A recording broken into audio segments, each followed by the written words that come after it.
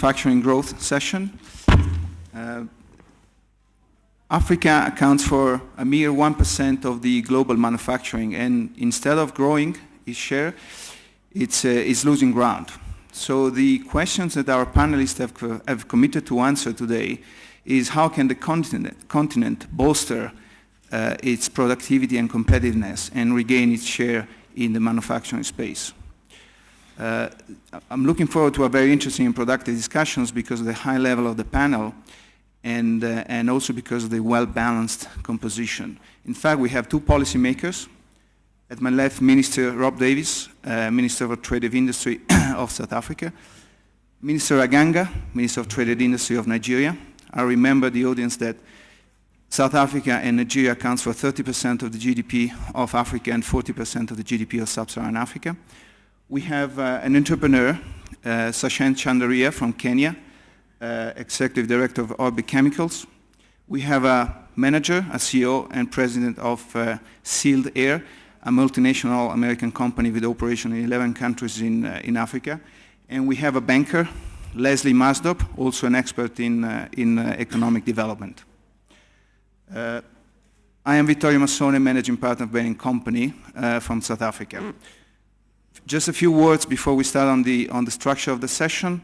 The session will be 75 minutes. We will have 50 minutes of initial discussion. We'll have then about 10 minutes of Q&A before the closing remarks. I remember the audience and the panelists that this is an open session, so it's on the records and it's been filmed and streamlined by the forum. Good. Without further ado, I'll start with Minister Rob Davies.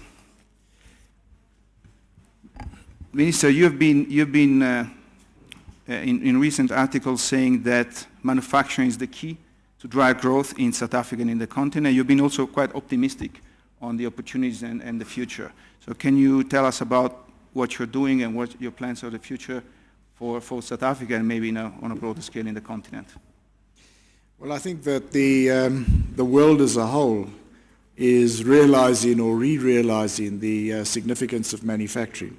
Manufacturing is where you add value to products and where you start to build sustainable wealth and development. So I think that manufacturing has been the trajectory under which every single country that has gone from being a developing country to a developed country has traversed. And I think that Africa has been experiencing in the last few years an important growth spurt driven by at least 5 factors. And the first one is a mineral products boom, but that's the supply of mineral products to support industrial development somewhere else. The second one is we've had a consumption boom in Africa, which I think has seen huge leaps in terms of use of technology like ICT and cell phones and things like that. The third one is we've had improved economic management. The fourth one is we've had some infrastructure development, but not enough. And then the fifth one is we haven't had a sovereign debt crisis or a banking crisis in the African continent. So I think those 5 factors. But what we need to do now is we need to consolidate on this growth spurt and turn it into a developmental effort. And I think that means that we have to have industrialization. Now, one of the things that we're doing as a continent is we are trying to broaden regional integration, create more integrated arrangements between our regional communities. And I think that this is a very, very important venture because I think it corresponds with what we need to do to create better conditions for industrial development. We're all doing things in our own countries, but the fact of the matter is that all of us, by global standards and by the standards of the countries developing countries which are now emerging economies, our internal markets as individual countries are just too small. But if you start to look at the numbers on a continent-wide basis or even across 3 regional communities, we start to hit the scale that India or China has. And again, if you look at the world economy and you see that the developed world is in for a rather lengthy period of relatively low economic growth and even recession for some parts of the developed world for some time, I think you can see that the possibilities of export-led growth targeting developed countries, which a number of emerging markets did in the recent past, is not really that open to us. And so we need, yes, we need to be players in the world economy, but we also need to strengthen our domestic market base to sustain industrial development.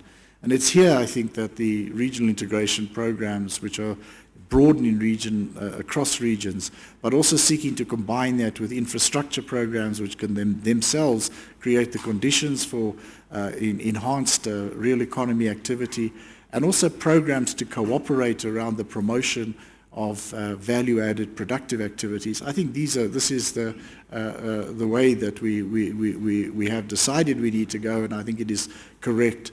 As I say, as individual countries, we're doing a lot of things. In South Africa, we have an industrial policy action plan, which is an annual program. We renew it every year, and we build on it, and we don't just put a general wish list, but we have actual actions, and they are both sector-specific and trying to create a better environment and more supportive structure for manufacturing. And I think we have made a decision that manufacturing is a priority activity, and that when we build infrastructure, as we are doing in South Africa, as we're doing on the African continent, it is not just to have the infrastructure in place, although it is to a large extent around that, but it is also to use infrastructure as a means of promoting industrial development. Excellent. Thank you, Minister. Minister Aganga, from Nigeria has experienced a huge growth and is expected to become the largest economy in sub-Saharan Africa in a few years. But still, there are a lot of challenges, especially in terms of poverty, and the economy is very concentrated in agriculture and oil and gas. But and the Minister Davies mentioned about value-added activities, so probably challenging poverty with value-added activities, and the whole concept of beneficiation is one of the things in your agenda. But can you tell us more about what you think in Nigeria will happen in the future years? Okay. Thank you very much. Let me first of all start by saying history has shown that no country has moved from a poor country to a rich country by relying entirely on exporting foodstuff, raw materials, without having a very strong manufacturing sector and an advanced service sector. Britain copied this, I think it was King Henry VII in 1485, when Britain decided to emulate the rich Florence from Italy, the Dutch Republic, that they were exporting wool to, and they were manufacturing wool clothing, and they were rich, Britain was poor. It was in 1485 that King Henry VII actually started changing that and started changing Britain into a rich country through manufacturing. South Korea, 1961, after 8 years after the war with North Korea, decided at that time the income per capita was roughly about $82, $87. That was roughly half of the income per capita of Ghana at $172. Today, we know where it is. How did they get there? They got there by deliberately commencing and implementing a sort of a chemical, heavy industrial program, which included shipyard building, steel industry, automobile industry. And they've done that. Japan, all other countries have done that. So we have a lot to learn from other countries, and this is a time for Africa to do that. Why? Because when it manufacturing solves three policy issues: growth in terms of GDP, the unemployment issue, because we are experiencing a lot of growth in Africa, but most of that growth is not inclusive. And the level of unemployment in the region is quite high, usually roughly about 23% for a young population. So manufacturing, with all that comes with it, is one of the solutions to unemployment. And thirdly, the balance of payment issue. So how we're addressing it in Nigeria? Nigeria is a country that is blessed with natural resources. What I mean by that is that we have about 84 million hectares of arable land that can be cultivated. Only 40% of that is cultivated today. We have 34 different solid minerals in commercial quantity. Iron ore, gold, coal, and we're the 7th largest producer of crude oil, and we have the 10th largest reserve of gas. But today, 90% of our export is crude oil, and yet we import petroleum products. That was the story of Africa. Going forward, we have commenced our industrial revolution plan, which is basically on value added. So we're focusing on our Greek businesses in terms of areas. There are 3 areas of priorities. We're looking at areas where we have competitive and comparative advantage, labor-intensive sectors. So in the area of agriculture, we're looking at food processing, we're looking at textile and garments, we're looking at sugar. Today, we produce only 2% of the sugar we consume in the country. We're looking at area of palm oil refining. In the mining-related sectors, we're looking at cement. We've done extremely well due to government policy. So it's not all bad. It's not all gloom. In 2000, we produced 2 million tons of cement. Now, because of the government policy, backward integration policy, we now have the capacity to produce 28.8 million tons of cement. By the end of this year, we should have the largest cement producing plant in the world and become a net exporter. So we can do that. That's just an example. Automobile is another sector we want to focus on, steel and metal. Now, when we talk about crude oil, I did say 90% of our export is crude oil. But actually, and then we import petroleum products. We want to stop that. Now, I talked about gas. We have the opportunity to develop a very strong petrochemical industry and become the hub, not only in Africa, in emerging markets. The example I tend to use is South Korea. South Korea doesn't have gas. Today, it has one of the biggest petrochemical sector in the world. South Korea imports gas from Qatar and turns that into, and today is the biggest.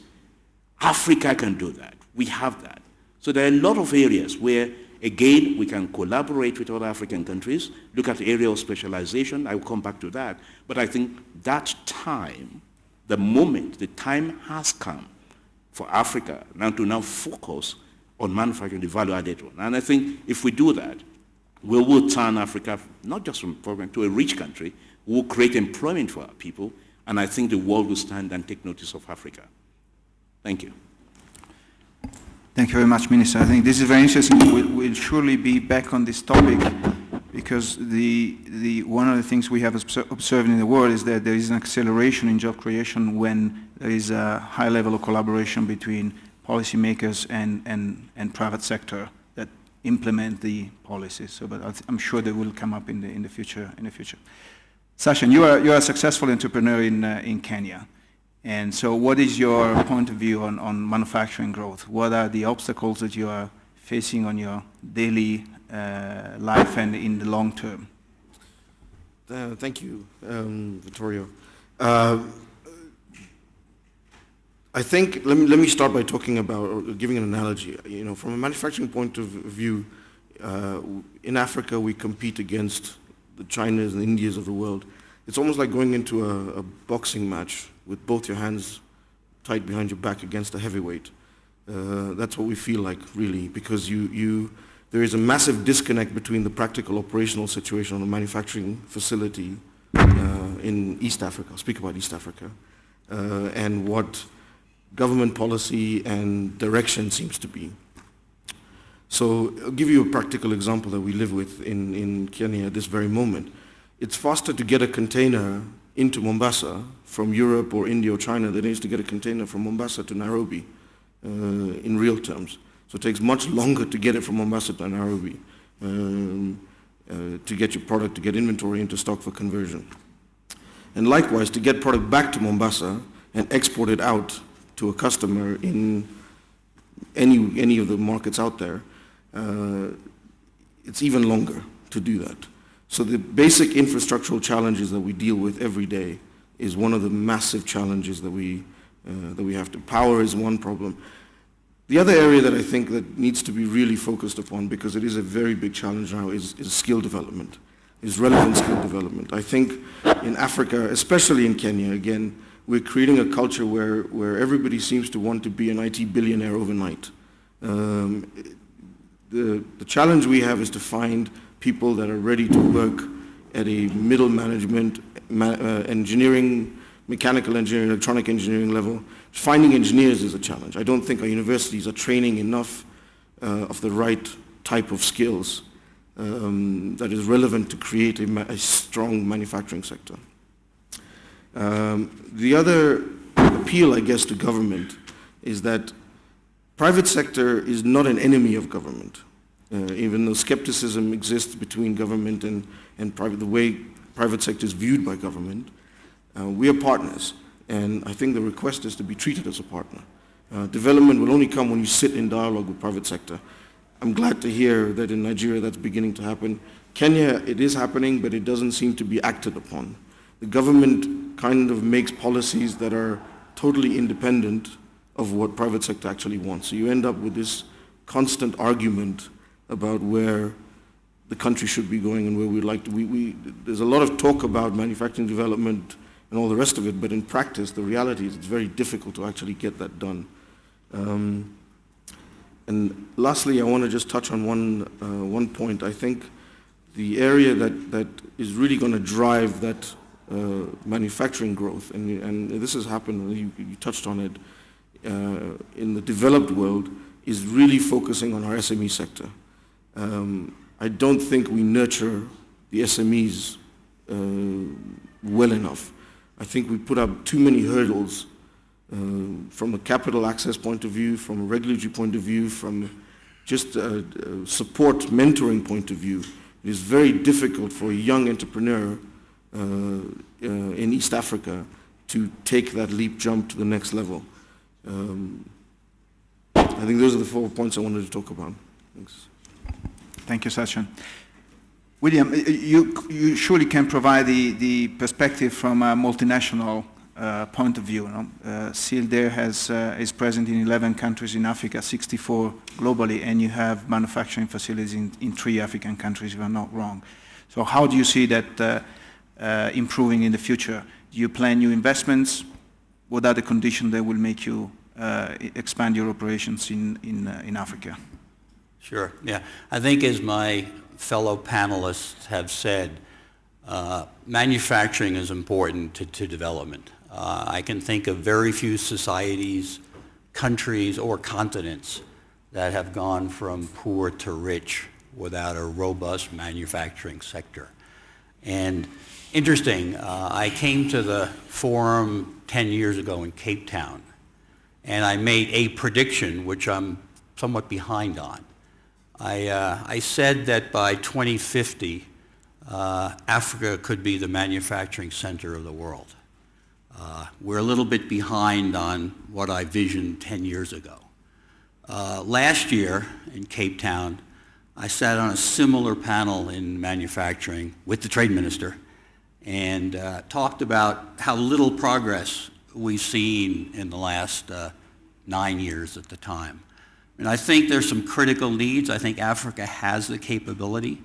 I think it has the population. It's a huge market of close to 900 million people, as large as a market as a China or India or Europe or the US.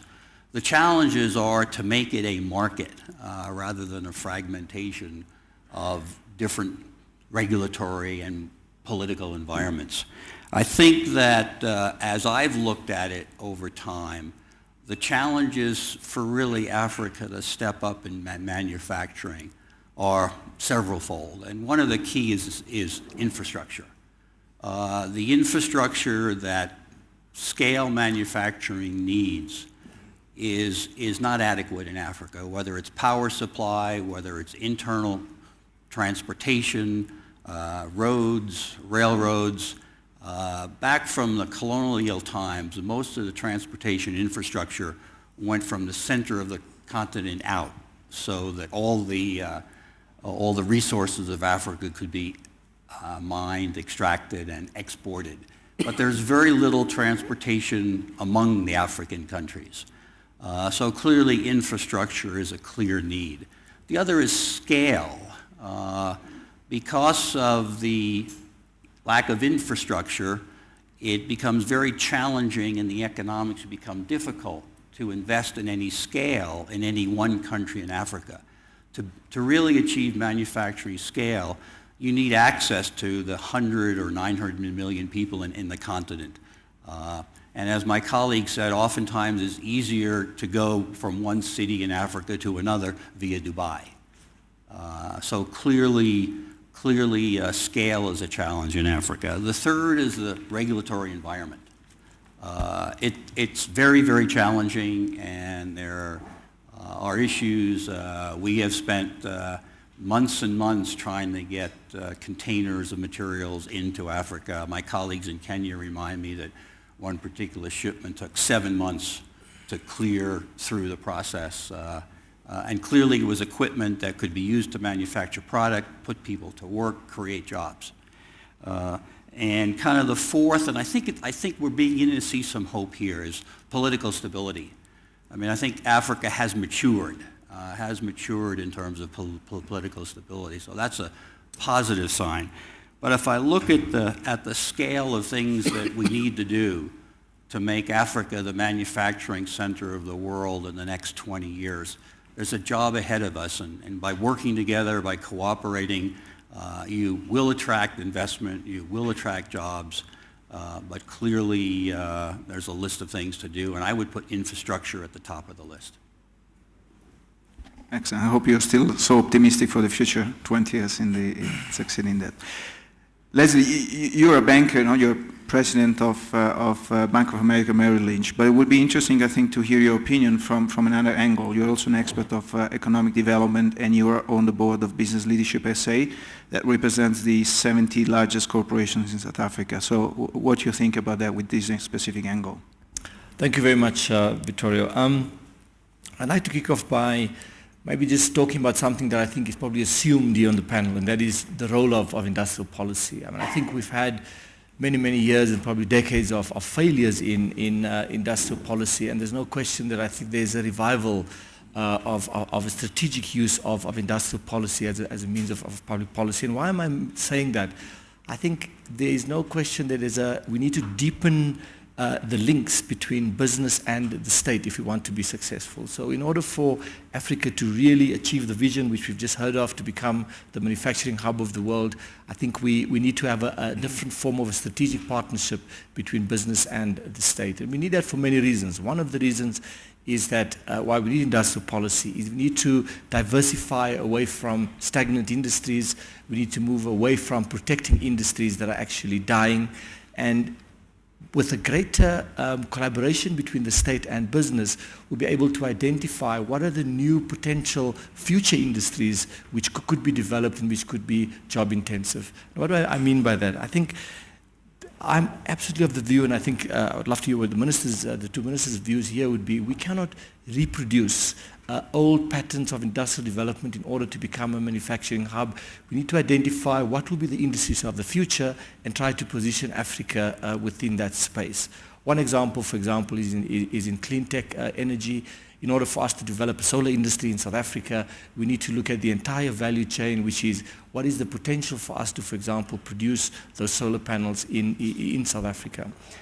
The other reason why I'm saying we cannot reproduce old patterns is because the traditional sort of form has been manufacturing, moving away from developed nations into emerging markets and using cheap labor as a competitive advantage. And I think the use of that sort of labor rate arbitrage is completely fading. Wages are rising rapidly throughout the developing world. Countries like Vietnam, Indonesia, Philippines, Bangladesh, these are no longer cheap labor destinations if you want to use that term. So if labor rate arbitrage is no longer possible, I think what we really need to do, and this is the key point that I'd like to make, Vittorio, is the importance of investment in human capital. I think at the heart of making Africa the center of manufacturing globally is developing a higher skilled workforce. And the only way to do that would be greater investment, obviously, in research, science and technology, and coordination of public policy to achieve those ends. And I'll stop there and leave over for questions. Thank you. Absolutely. Also, because I think this is the right question that I would like to ask Mr. Davies. I mean, Leslie mentioned public sector and private sector collaboration. So how do you see that happening in the future? Probably more in a co-creation way more than in a sequential way that has been the scheme in the last year, which probably originated the failures that Leslie was mentioning, and how that can happen within a job creation environment, because we have seen in many countries achieving growth but without real job creation.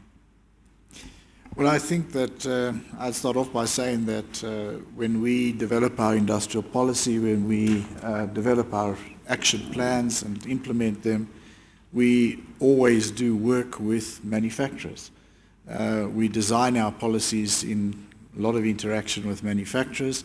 We have regular engagements with industrialists, both as industrialists as a whole over the sort of generic issues and challenges, and then I think also at the level of particular sectors. That's how we do it. So we do try to build a partnership. I think if I can throw out a difficult question, it is that manufacturers are not the dominant force in business. That's the reality, certainly in South Africa. Manufacturers are less influential in policy than either my good friend the banker or retailers very often. So it's a question of getting manufacturers' voice to be stronger. And in fact, we have lent our support to the manufacturers, forming themselves into an organization which lobbies and debates a whole lot of issues around manufacturing. So I think that's one of the key challenges. I think many of the panelists have actually identified a number of the key challenges in Africa, that the infrastructure issue is absolutely fundamental. And we have decided as South Africa this year, we've elevated our infrastructure development program to a presidential commission, which has done a lot of very rigorous work and has now identified 17 strategic infrastructure programs, which we will be putting out in July, I believe. We'll be putting out to the private sector to see whether we can form partnerships around infrastructure development. But as I said, one of the issues, I think Leslie is right, is for countries like our own, which has got a manufacturing base, is also to look at the areas that have got potential. And I think within each sector, actually, I don't think any sector as a whole can be said to be dying. I mean, even the clothing industry in South Africa, which has been shrinking, there are parts of it which have got potential. But I think the ones that we've identified, just to indicate, is that there's a whole range of engineering industries that can be producing inputs into infrastructure. If we get our infrastructure programs going in our country and on the continent, I think there will be a lot of opportunities for manufacturing industries producing inputs into those. Railway wagons, railway lines, power pylons, all of that sort of stuff. The second thing is that if we look at the next wave of industrial development, the last wave was the ICT. The next wave, everyone tells us, is green industrialization. Now, it's not just energy generation. It's actually a very strong element of competitiveness in any sector is energy saving and green technology and stuff like that. But energy generation is among them. We've taken a decision in South Africa that 25% of our next energy generation will come from renewable sources. And we've tried to pick a scale that will allow us to get manufacturing industries, because we cannot be in the same position as we are in the ICT industry. We have service jobs, which are welcome in ICT, but we don't manufacture any ICT in Africa. We're largely service providers for somebody else's manufactured goods. We can't be in that space in green industry. So that's the second one. Agro-processing. I think the African ministers of industry as a whole have said agro-processing, huge possibilities. I think this is where Africa needs to move. We are very much exporters of unprocessed agricultural products and importers of processed food from elsewhere. We can do the processing ourselves, and I think that there's a number of international companies, certainly we're finding them in South Africa, that are now coming in and investing in that space, and we've given that a high priority. The other one is beneficiation of mineral products. I just want to give one example. This is something it's not even having any policy input in South Africa. But we at the moment are exporting titanium sands mineral sands rather, which is used in various products like titanium, zirconium, and so on. We get $440 a ton for exporting that as raw sands. We have a project in place now which is going ahead, which has passed its feasibility study. It will turn that into a titanium alloy, not even parts for the aircraft industry, just titanium alloy, zirconium and other products. We will get $100,000 a ton for the titanium alloy. That is value which at the moment is going into somebody else's economy, and the jobs that go along with that, thousands of jobs, are going into other economies. So I think those are some of the things, and then we've got chemicals, pharmaceuticals. I think there's a number of areas where we've identified many, many potentialities, but the way we have to do it, obviously, is in discussion with manufacturers in particular. And I think that it's elevating the significance of manufacturing. I agree with everything everybody said about the significance of manufacturing. I think everybody's hit the right buttons that we need to touch. Infrastructure, skills, engineering skills, those are huge challenges. I mean, South Africa, we may be slightly better off than other places here and there, but we've got the same challenges.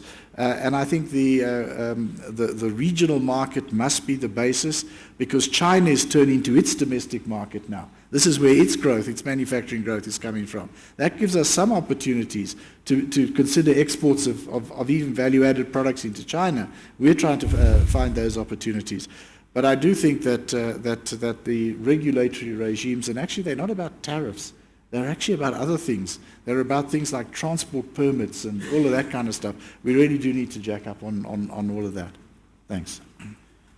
Thank you, Minister. I think I will later pick up on one point on the SMEs, which also was mentioned by Sachen, because that's how you make that growth happen from an SME perspective to become a larger company and then use that. But first, Minister Aganga, Nigeria and South Africa, as we said, are the largest economy, and everyone has mentioned infrastructure as one of the big roadblocks. And infrastructure cannot be planned, shouldn't be planned at a country level, but should be planned at a continent, or at least at a regional level. So the question might be, what can Nigeria and South Africa together to lead the continent into a much deeper level of integration from a political perspective, but to drive the policies and to drive that integration in the economic policies that is needed to make that happen? Well, thank you very much. I think there are a number of things which we can do, even as a continent, in terms of collaboration. One is actually sharing best practices and learning from each other. And we've done that quite well, and we'll continue to do that. Rob and I are meeting again this afternoon to talk more about some of those things. But you talked specifically about infrastructure. And I think what the continent needs to do, and also the national level needs to do, but at the continent level, we've talked about the importance of infrastructure for many, many years and have done very little. And I think the reason for that is that we have not put together bankable infrastructure projects, trade-related infrastructure projects. When you have bankable trade-related infrastructure projects, the financiers will come in because it's about money. It's about making money. Money will always follow money. They will chase it. I'll give you an example. In West Africa, sometimes it takes roughly about 6 weeks to move goods from Nigeria, for example, to Ghana. 6 weeks. And some might tell me that it's perhaps easier to move goods from Nigeria to China than move goods within Nigeria, for example. But what we have done, and with the leadership of Nexim Bank, I think the MD is here, okay, seated here, is that in order to solve the problem within West Africa, we identified that what we needed to do was have vessels, cargo vessels. A feasibility study was undertaken. It was saying that it is actually, the return on investment was actually quite high because of the requirement. And now we're working with the private sector to raise $60 million for it. And it's almost oversubscribed. When that's in place, you have the vessels, the whole, that will reduce that trip from 6 weeks to almost less than a week or thereabout. And it will move across the coast. We can solve our problems if we decide to do. That's just an example of picking a project, doing the feasibility studies, turning it into a bankable project, and saying, guys, the private sector hears it. They will play game. They will play. And I think that's one of the things South Africa and Nigeria can do together in other areas. And we've started discussions on that. Another area is that people tend to say the economies of Africa are largely parallel rather than complementary, meaning that we tend to have the same type of raw material and finished products, which is not necessarily a bad thing or not completely correct, but we can play different roles along the value chain where, based on not just the area of competitive or comparative advantage, but you're looking at efficiencies across the value chain. And that takes, you sitting down, discussing this across the board. And I hope, for example, we have a binational commission meeting coming up at the end of this year, South Africa and Nigeria. That will be one of the areas we'll be exploring. End of this month. This month. So there's a lot we can do together. And I think it's about action. It's about being strategic. It's about being tactical. And it's about understanding the commercial world. You can't say that the private sector will play. The role of the government is to create an enabling environment, to make it easier for them. And it's also critical that your industrial policy is integrated with your trade and investment policy. And you make it work for you. I give you an example of another thing we are doing in Nigeria, and I think South Africa has done the same thing. We bought turbines from GE, for example, and locomotives from GE. We bought quite a number in the last few years.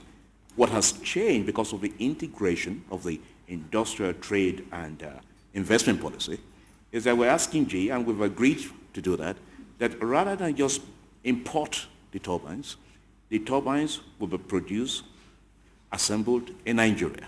We will buy it from them. And they're investing with other investors in that industry, i.e. production and maintenance of turbines. We're doing the same thing in the area of locomotives. We bought several from them, but say going forward, let us work together. We want you to invest in Nigeria in terms of the production, assembly of locomotives. They have agreed to do that. We're working together, and of course we will buy those locomotives from there and possibly export from that. So your policies, if your policies are well crafted, integrated, you can get to where you want to get to. And that is what Africa is beginning to do. I'll come back area, but I think there's some talk about industrialization. Industrialization, the pillars, I did talk about the Industrial Revolution, Nigeria said, is based actually on three main pillars, meaning areas who have competitive and comparative advantage, labor-intensive sectors. You link those sectors to innovation, research and development, because that's one area where we haven't done well enough in Africa, and then linking that to industrial skills development. If you look at Brazil today, Brazil are where they are today in terms of manufacturing, industrial development, because of a very robust industrial skills program, which is undertaken by Sinai. Sinai has been there for many years. They have over 90 schools across Brazil. And it's about practical training, skills training, not just an engineer that's just left university and say, they go to the practical training. You can go there for 3 weeks, you can be there for 3 years, you can do part-time, and the government policy also backs it up in terms of apprenticeship program. They produce between 2 and 4 million new employees set to the industry every year. This is something Brazil is extremely proud of. We are looking at that model also. So there are ways all those things have to work together. When you do that, then it will happen. And those are some of the areas we're going on. We talk about the involvement of the private sector. Yes, there are barriers to increase productivity. And when you look at the barriers to increase productivity, we've talked about infrastructure. In Africa, and in Nigeria in particular, one of the biggest areas is electricity, power. That adds about 30% to the cost of production. And what we're doing as a government in the past pretended to say, look, we will provide power to the electricity. But now we've changed the policy. As now, we will provide the enabling environment. The private sector will now drive power generation and power distribution. And we're moving far ahead. For example, we're working with GE to produce about 10,000 megawatts of power, for example, in the next few years. Infrastructure is about having we have the infrastructure plan with ICRC, looking at the PPP relationship, very similar to what Rob was talking about, identifying the projects, bankable projects, work with the private sector to develop that. One other area that I think Africa is struggling with is the area of counterfeiting and substandard products.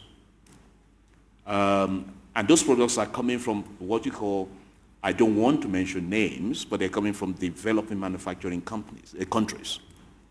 In some countries in Africa, some of the goods you see there are cheap, substandard products. More than 85% of what is imported into those countries are substandard, counterfeits, from one or two countries, identified countries we know, and they're cheaper. So it makes it difficult for our local companies to even compete with them. So we must have ways of stopping those sort of practices. Smuggling, because you take a sort of arbitrage in terms of tariff. People may want to import into Nigeria, import into Benin Republic, the next door neighbor, and then smuggle into the country. Now, by having a tighter, stronger, maybe a customs zone, ECOWAS customs zone, you can address that. There are some practical issues which we are aware of and which we are dealing with. And I think the key thing is to be aware of this issue, do something about them. But I'm very optimistic. I still share your aspiration for Africa to become the hub of the manufacturing hub of the world by 2020. I think we can do it. It's a matter of doing things. I keep on saying, I use the South Korea for example. In just one petrochemical industrial park, just one of many, they had about 200 different petrochemical companies in that industrial park, employing about 150,000 people in just one of them. And they don't have the raw material. They imported it. We can do it and do it better. That is the spirit. That is the direction we should be going. Thank you. Excellent. Thank you, Minister. Sachen, you mentioned SMEs. And in my years in Africa, I have the luck to be in touch with a number of entrepreneurs, young entrepreneurs like you. And when you ask them, in what business are you, they start telling you about, I'm in the clothing business, I am in the logistic business, in the retail business, and in the telecommunication business, and they take like 10 minutes, and they are probably in 15 different businesses. Each of them probably very successful, but never with the right scale to be able to then become a regional player or become something bigger. Why is that happening? I think the answer is legacy. The point earlier made is in Africa it's very difficult, it has been very difficult to scale up in any individual industry to a point where you become a competitive, sizable operation. So if entrepreneurs wanted to be successful, they had to by default almost get into 10 different industries to scale up across 10 industries, small in each, but overall a large enterprise.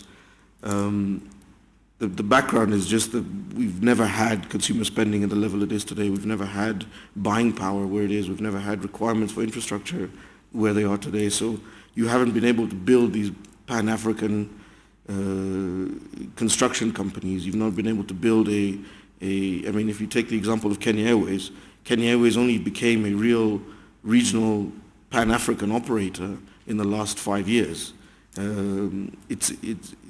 The markets opened up, access to all those different markets started with the dialogue that's been happening across the continent on trade.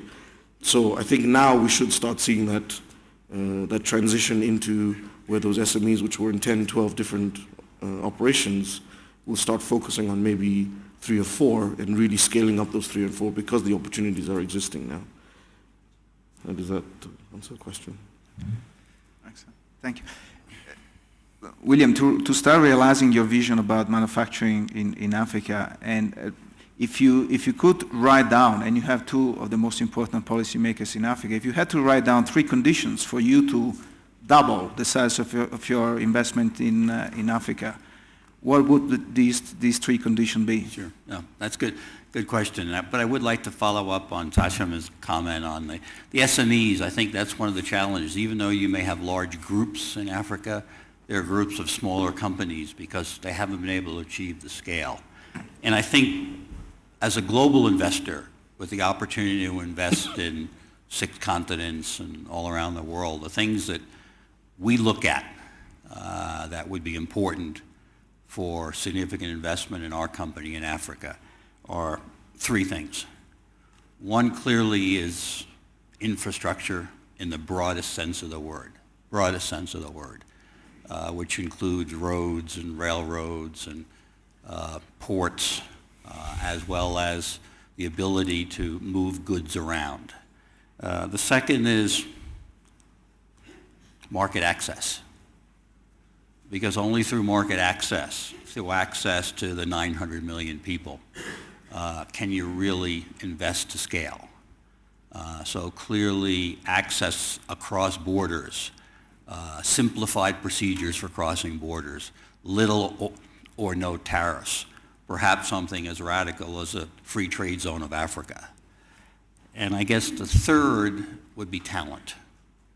Talent, human capital, as my colleague said on my left, is that you really need talented people, engineers, business people, even skilled labor, because manufacturing today is a lot more than someone with a wrench putting an automobile together or making a piece of steel.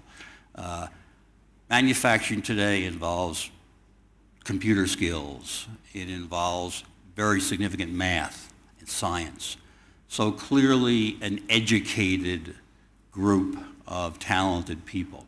Those would be my 3 demands where I could go to our board and say, I'm going to recommend a sizable investment in Africa because the conditions are there to be successful. Excellent. Thank you. Thank you, Leslie. About this talent issue and with a particular angle of innovation that has been mentioned as one of the drivers of growth in the manufacturing, how do you see South Africa doing? Do you see the right things happening? I think, again, underlying what all of us have been saying this morning is the need to attract foreign direct investment, and increasingly that's becoming very, very competitive, right? Because you're competing against every other nation. So we've got to identify what are the ways in which we can differentiate ourselves. Clearly, one of the ways to differentiate ourselves is to try and remove the obstacles that remain for attracting greater foreign direct investment. So my starting point is that it's typically multinational corporations that spur innovation, that are able to invest in higher sort of value jobs, and are able to set up the kind of world-class research and industrial research facilities which we require. Because to develop those organically takes a very long time. That brings me to the other point, which again was implicit in what everyone here has been saying, and that is that our markets individually are too small. I mean, our countries are really quite small, so we have to look at it from a regional perspective. So in South Africa, we're very much integrated in SADC, and as the Minister said, that is driving our policy. The other aspect, and again, I agree fully with the Minister from Nigeria, that one of the biggest constraints on growth is the constraint on power in Africa. And I think for me, what is required now would be greater, and if I can think of what would be the 1 or 2 game changers, what are the things that if we come back next year, Vittorio, when we ask what has changed, I think greater collaboration to unearth some of the big, let's take hydropower. We have the potential to power the entire Africa if we can get governments to collaborate, for example, around Inga. This country has, Ethiopia, I'm told, about 4,000 megawatts of installed capacity. This is a fraction of what this economy needs. We have in South Africa about 42,000 megawatts of capacity. We need to double that. In order for economies to grow, in order for manufacturing to grow and prosper, in order for us to become the hub of manufacturing in 2050, we need to have the energy to be able to do that. So unfortunately, there are no one or two quick sort of fixed solutions. It's the combination of all of these policies working in harmony that is required. One other aspect, for example, is just exchange rate volatility. In order to export your goods, you need a bit of a stable regime. You need to be able to predict prices. And when you have a situation of very volatile exchange rates, it's very difficult for firms and production managers and companies to plan. Thank you. Excellent. Thank you, Leslie. Minister, I would like to be a bit provocative with you because we mentioned infrastructure, we mentioned energy and power as one of the big issues, talent management, and given the distribution of delegation throughout the government, all these topics don't fall necessarily in your portfolio. So how do you see happening now and in the future the collaboration and the coordination between policies of all the different ministries involved? Well, we do have systems of coordination within our government. We have clusters and things of that sort. And I think there is a growing recognition that some of the matters need to be informing each other to a greater extent. I think that is the way we're going. I mean, take, for example, the question of skills development. We actually elevated that to a separate ministry in this administration. So we have been giving quite a lot of effort to trying to address some of the shortcomings we've had in getting more value for money out of skills development, particularly engineers. And I think that, just to put things in their context, there is the talent, there are the skills. I mean, the South African manufacturer of Mercedes-Benz cars, the plant there in East London, it won the prize last 2 years ago as the best exporter into the United States of America. So we can actually do it. We do have the skilled people, but we don't have them on a sufficient scale. I think that's the issue there. So I think that our ministry there of higher education is dealing with those matters. We've also gone out to the private sector because we can't do these things on our own. And I think it's the same with SMMEs. I've been looking at our SMME program. We've got quite a nice program on paper, but hasn't been making the headway. And where hasn't it made the headway? It hasn't made the headway precisely in generating the skills and capacities for people to specialize in a particular industrial activity. And where is the part of the program that is best? Well, it's something like incubation programs. And we've looked and we've seen Brazil has per capita many more incubation programs than we have. We can't do it on our own, so we've gone out to the private sector and we've said, we want to work with you around incubation. In fact, we're changing our black economic empowerment scorecards to say that it's already been there, that you can score points by doing this, but too few people are doing so. So we're going to say you must score there, otherwise we're going to take points away from your overall score. You can't do BE and not be involved in this kind of activity. So I think that we're looking at those kinds of partnerships. And then I think the infrastructure program, we looked at ourselves very critically and we saw we delivered our infrastructure very well for the 2010 FIFA World Cup. But the other infrastructure wasn't going so well. So we said, well, what's going on? And it was a lack of a central vision and a lack of rigor around this. And so we pulled it together as a presidential, as I said already, presidential infrastructure coordination project. I think there's a lot of rigor in our own domestic infrastructure. We've got a 10, 15-year time frame. We've identified the programs, where they're at in terms of feasibility, pre-feasibility, where they're at in terms of funding. Some of them are funded, some of them are not. Where is the role for the private sector? What is the industrial opportunities coming off that? And that's been a kind of coordinated effort across government at the highest level. And I think that is something which we think will bear quite significant fruit as we move further forward. Excellent. Thank you, Minister. Minister Aganga, the last question before we open the floor to Q&A. Nigeria has probably the best entrepreneurial threat in the continent, and you have in reality a few companies that have been able to get out of Nigeria and become sort of regional players in the financial services and also in the manufacturing. We have spoken about the SMEs, But the lessons from Asia, from Singapore and from Malaysia, for example, is that national champions that play a regional role is what drives economic growth and employment, which is what is desperately needed in Africa. So is Nigeria going in that direction, in consciously creating national champions with a regional role, or is SMEs your focus? Right. Thank you very much for raising that point. Let me again start with the basic things that, for SME development, you're looking at very robust SME policies, you're looking at SME strategies, you're looking at SME program, depending on the needs and challenges of the country. That's the first starting point. The problem, what we have focused on initially, at least in the last few months, is actually to have a database of the SMEs in the country, because with that information, you can plan better.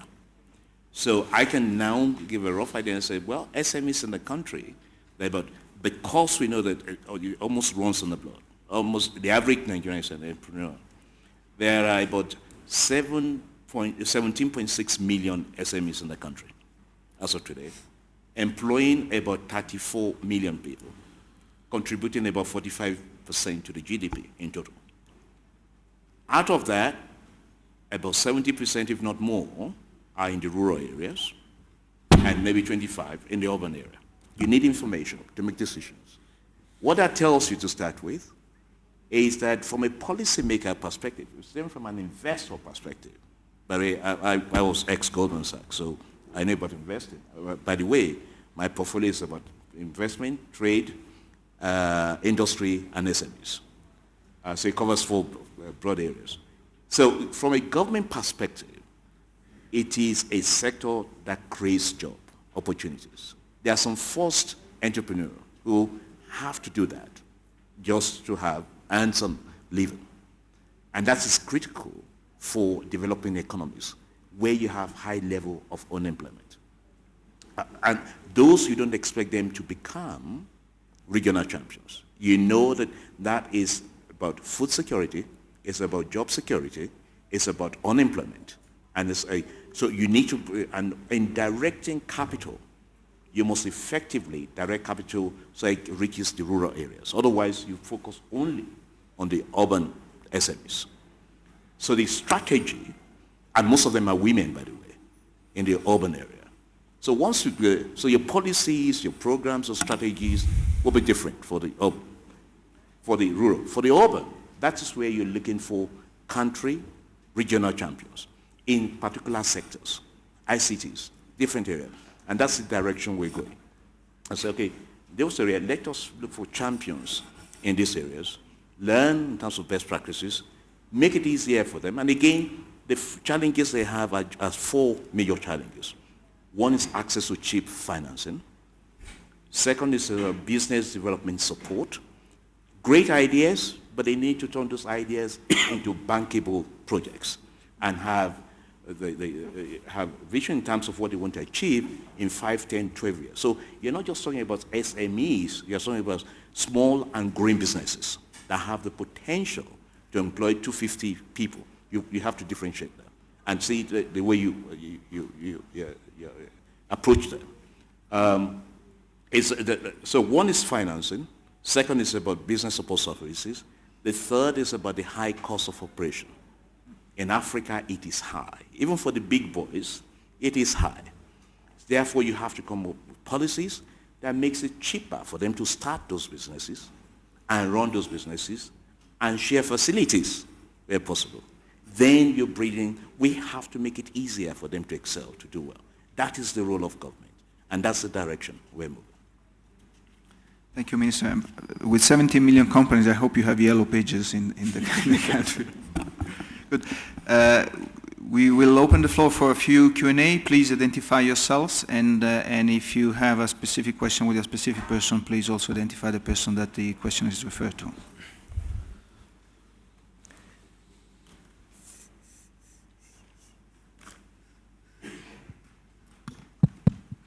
My name is Mrs. Sinkanashi Jugu. I am a Minister of Mines of Ethiopia.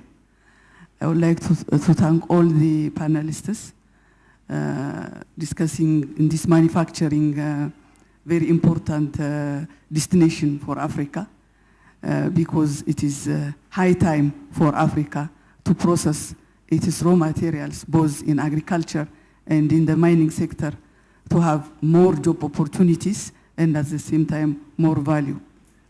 So in my country, we are doing that. We are beginners, we are in the right track. We are trying to integrate the manufacturing with in terms of agriculture, with the farmers, and in terms of the mining sector, we have a very many small-scale miners who are working for their livelihood. We are working, and at the same time, we are creating conducive environment for the FDI, of course, overcoming or giving priority for the infrastructure, and also reforming our regulatory regime and trying to prepare the workforce. So the challenge is still existing because we don't enhance this resource to be visible in the economic sector. So I would like to ask the policymakers of honorable ministers when it comes to South Africa. You have told us, especially you have started, and everybody is saying, beneficiation is very important. We have to start it. And we are not starting it from scratch, but we have already awarded many licenses for those who export raw materials in terms of mining sector. You told us that you have started titanium and zirconium to process. What is the challenge? How are we going to apply for the others also, Is it a policy issue imposing, or of course based on mutual understanding? So that I want to know this so that it can be a learning ground for us. The other for the Honorable Minister of Nigeria, you have said, you have exporting 90% of the crude, and now you are trying to make corrective measures. It's not only for Nigeria, even for us hearing this is very much painful. What was the critical problem to enter into this, and is it resolved so that we can, see the results in a very enhanced manner? What is the preparation? Just I want to know. Thank you very much. Well, thanks very much for the question. I think that the challenge of minerals beneficiation is a common challenge that many of us face. And I think that not too many of us, I gave an example of something that was just a commercial project. I think it was some public investment entities were involved in it, but it wasn't driven by any policy. I think the first thing we need to do as Africa is we need not to sign any agreements with any outside parties that involve us renouncing the policy tools that might be useful for beneficiation. And there are countries around or blocks around that are trying to get us to do exactly that. So I think that's the first thing. The second thing is I think that it will involve quite a lot of negotiation with the countries which are currently absorbing our unprocessed mineral products. For example, in South Africa, we have discussed at the level of our strategic partnership agreement with the People's Republic of China, and we have an agreement, a bilateral agreement, that they will work with us to identify projects which they can invest in as China to beneficiate, so that there's a higher level of beneficiation of products that they receive coming from us. Now, I think that what we can do on a bilateral basis will be multiplied a huge amount if we had a common approach as Africa.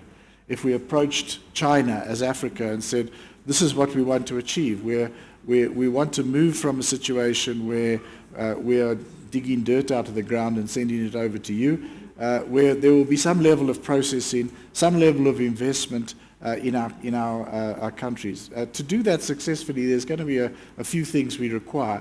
I think one of them is we have to have the infrastructure, including the energy infrastructure in place that can support some of those projects.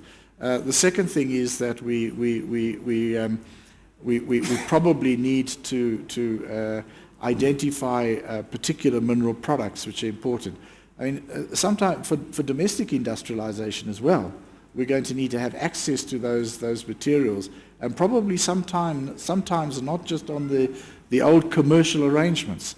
So what can we put in our licensing arrangements? We're having a bit of a battle with our iron and steel companies because the access to the iron ore in South Africa, or at least the major part of the iron ore in South Africa, was conditional on a certain percentage being made available at cost plus a small proportion to support local steel manufacturing.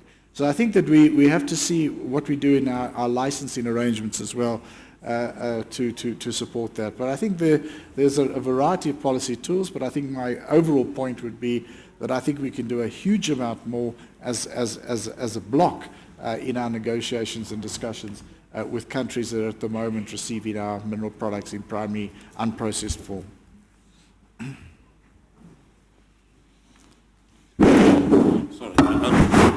You probably, I want to comment on one of the points Rob made about the bloc negotiation. But before I do that, can you please help me? What was your question again? What was your question? Could you clarify the question? Yes, your question, yes. Yes. You're talking about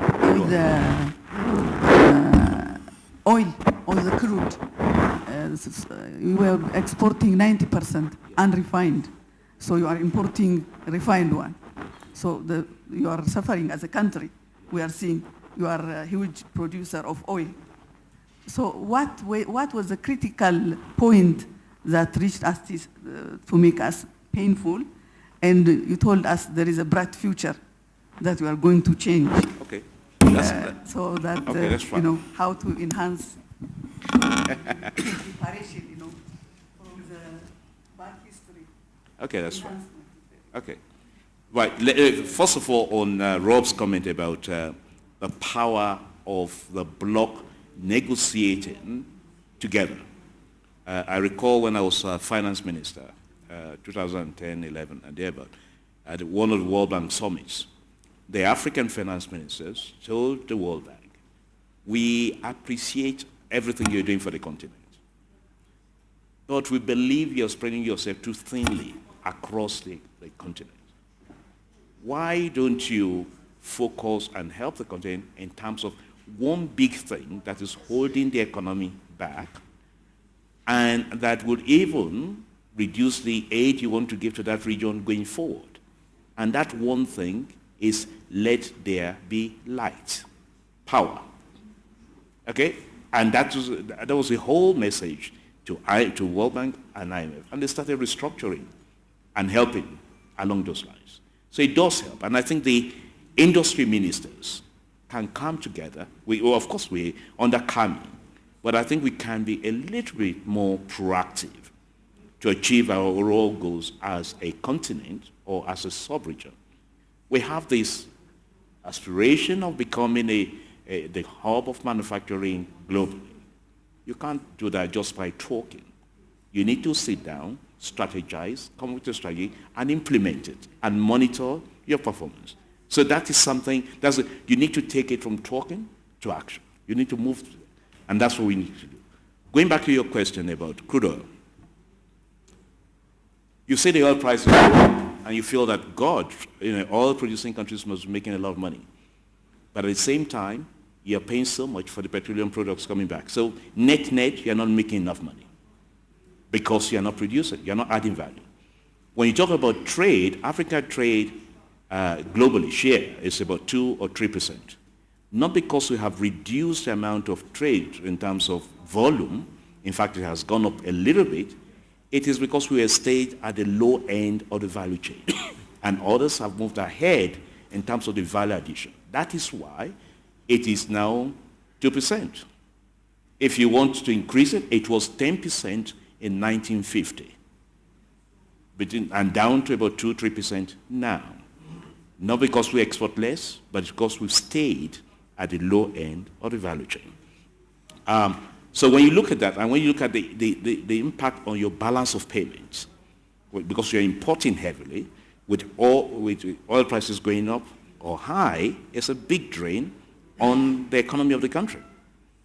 So when you look at it, you just don't have a choice. And There are many ways you can do it. Again, this is where I keep on saying your industrial, your trade, and your investment policies have to be integrated.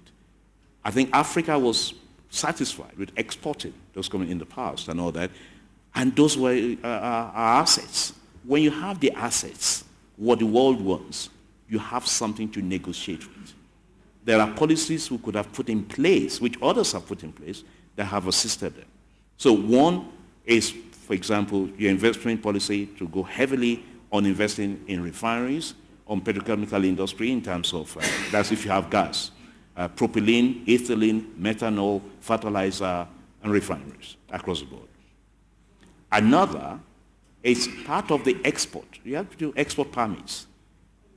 There are many of these IOCs that are willing and able to invest in the production of petroleum products in Africa. What we haven't done was ask them in the right way, through policies and all that. And we're changing that. So you bid for the contract, of course. There are conditions you have to meet, and there's nothing preventing you from tying that to that bidding, to the bidding also. So there are many ways you can achieve what you want to achieve. The problem was that we never focused on it. Now we know, and now we're focusing on it, and we'll get there. That would be my answer. Good. There's a question in the first row, and I ask to, first row, can I ask please to be very concise in the question and the answers because we're running out of time. Thank you. Mohammed Jafar, KDD Kuwait. My question is to the ministers. Will the growth be rapid or will it be green? Yesterday we heard advice from China not to grow so fast as to create unsustainable problems that are environmentally toxic. Will there be constraints on manufacturing with regards to its sustainability or not? And would that add a burden on the projects that may not make it viable or not? To whom the question is referred? Well, Africa has been growing rapidly, but has not yet been industrializing. I think it would grow more rapidly if it industrialized, because there would be more job creation. I think that maybe the question is about whether we need to bear green industrialization in mind when we industrialize. And I think I said already that I am convinced that an element of competitiveness and essentially global competitiveness will be energy saving and a green track record. Now, there is a multinational company that invested in South Africa. I had the pleasure of opening the plant on the fringes of UN COP17, which we hosted in Durban last year.